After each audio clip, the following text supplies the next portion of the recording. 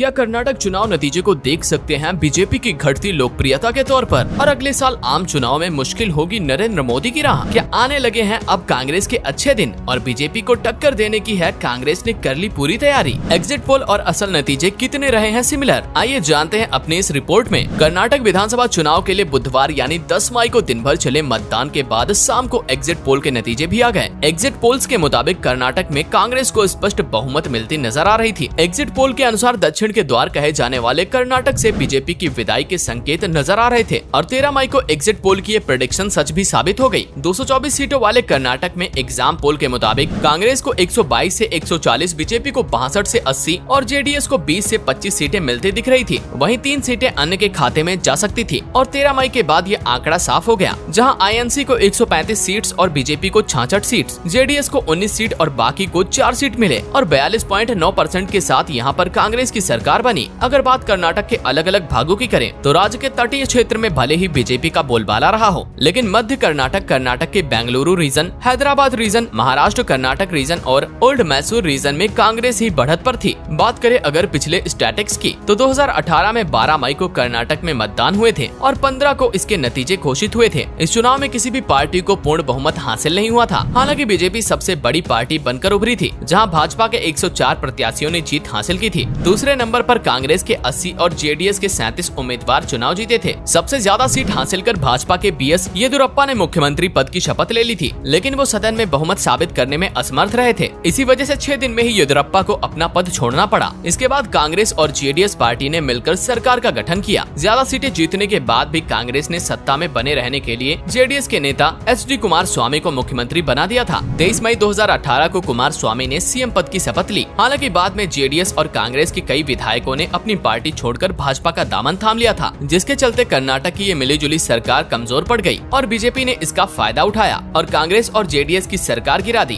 BJP ने फिर से सत्ता हासिल करी और 26 मई 2019 को बीएस येदियुरप्पा एक बार फिर से मुख्यमंत्री बन गए। 28 जुलाई 2021 को येदियुरप्पा की जगह बसवराज बोम्मई को मुख्यमंत्री बनाया गया। ये तो थी सत्ता की बातें। अब चलिए पिछले बार के एग्जिट पोल की सच्चाई भी देख लें। 2018 विधानसभा चुनाव में कुल 8 एजेंसीज ने एग्जिट पोल जारी किए थे, जिनमें से 7 ने त्रिशंकु विधानसभा की भविष्यवाणी की थी, जो कि सही साबित हुई थी। दरअसल त्रिशंकु विधानसभा उसे कहते हैं जब कोई भी पार्टी बहुमत हासिल नहीं कर पाती है। हालांकि एक एजेंसी के एग्जिट पोल गलत भी साबित हुए थे, क्योंकि उन्होंने बीजेपी की जीत का दावा किया था। वैसे वह भी पूरी तरह से गलत नहीं थे। बीजेपी को सबसे ज्यादा सीटें हासिल हुई थी। बात करें अगर इस बार के एग्जिट पोल्स की, तो इस बार 10 एजेंसियों ने एग्जिट पोल के नतीजे जारी किए थे, जिनमें से 2 के अनुसार भाजपा फिर से बहुमत के साथ सरकार बना रही थी। वहीं 5 में कांग्रेस को बहुमत के नतीजे दिख रहे थे। अन्य में किसी को भी पूर्ण बहुमत मिलते हुए नहीं दिखाया जा रहा था। हालांकि अन्य एजेंसियों ने भी दावा किया था कि कर्नाटक में कांग्रेस सबसे बड़ी पार्टी बनकर उभरेगी। वहीं जेडीएस फिर से किंग मेकर साबित हो सकती है। जहां पिछली बार बीजेपी सबसे बड़ी पार्टी बनी थी, वहीं इस बार कांग्रेस सबसे बड़ी पार्टी बनती दिख रही है। ऐसे में इलेक्शन के नतीजे आने के बाद ये बात साफ हो गई कि कहीं न कहीं एग्जिट पोल बिल्कुल सही साबित हुए थे। तो दोस्तों, ये थी कर्नाटक चुनाव के एग्जिट पोल और रिजल्ट के नतीजे। आपको इन एग्जिट पोल पर कितना भरोसा है और आपको क्या लगता है कि इस बार कर्नाटक में कौन बनेगा सीएम? हमें अपनी राय कमेंट सेक्शन में जरूर बताएं और इसी तरह खबरों से जुड़े रहने के लिए हमारे चैनल सीधी लकीर को सब्सक्राइब करके बेल आइकन को प्रेस कर दें, ताकि हर खबर आप तक पहुंचे सबसे पहले, सबसे तेज।